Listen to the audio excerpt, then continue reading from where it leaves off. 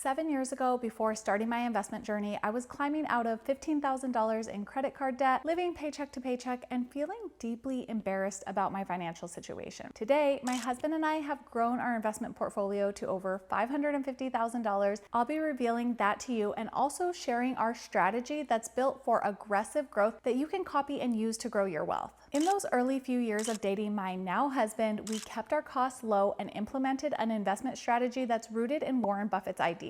He said that diversification may preserve wealth, but concentration builds wealth. We hear a lot about diversification and its importance, and it was hammered into me throughout my training and certification to becoming a financial advisor. But this whole idea of concentration was new and also exciting to me. Diversification and concentration became the starting point for my strategy. Diversification is the idea of not putting all your eggs in one basket. Here's why that's important. This is an asset quilt chart. Each color on this chart represents a different type of investment, from large cap, small, mid, international, all sorts of different investment types. And from left to right, we see time, and from top to bottom is performance. The best performing in each year being on top and the worst performing in each year being on bottom. What we notice is there's no real pattern to the chart, so it makes it really difficult to predict what's going to be the best performer in the coming year. Another thing we notice is often what's on top moves to the bottom and vice versa. So this is where diversification comes in. It's the idea of selecting some of each of these so you benefit from the ones that perform really well and you're not crushed by the ones that perform poorly. Through the middle of the chart, you see gray boxes. That represents a diversified portfolio. So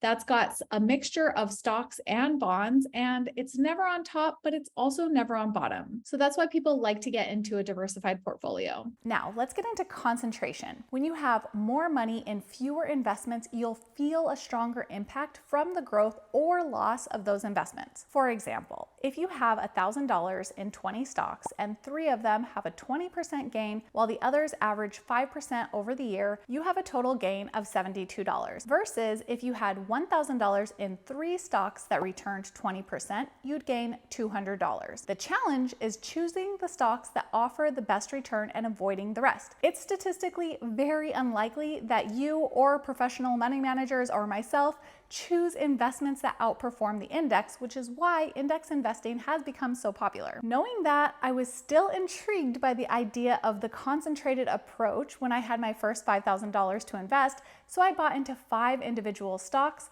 Shortly after, I realized I do not have nerves for that. There's so much that goes into choosing a few select investments and then not being reactive when they start dropping. I found it impossible to stick to that strategy, and I share that disaster of an experience in this video. So while I love the idea of a concentrated approach, I just can't do it and stay emotionally well. Learning that about myself, I decided to take an approach that allows for both concentration and diversification. That brings me to our investment strategy of the 80-20 portfolio. 80% being an aggressively diversified approach and 20% being a concentrated approach. Let's look at an ice cream sundae to help understand this approach. Think of the 80% as the ice cream and the 20% as the toppings. The ice cream represents our core portfolio and our diversified approach. The toppings represent our concentrated approach. If you had ice cream by itself, it would still be a delicious treat.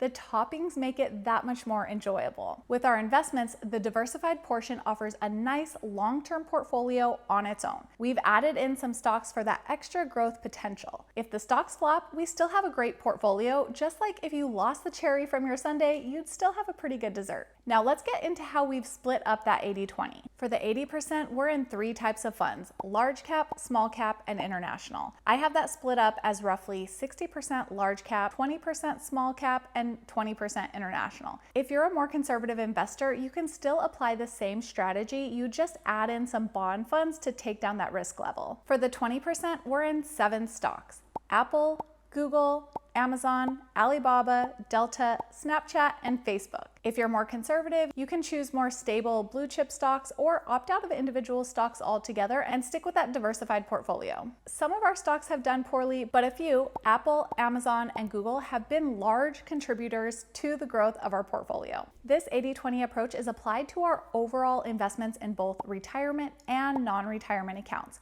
If you want to see exactly how that's divided between the two, take a look at this video next. The balances are higher there because of the market drop, and we've also spent some money increasing the quality of our lives over the past couple of years, especially since we were so frugal early on.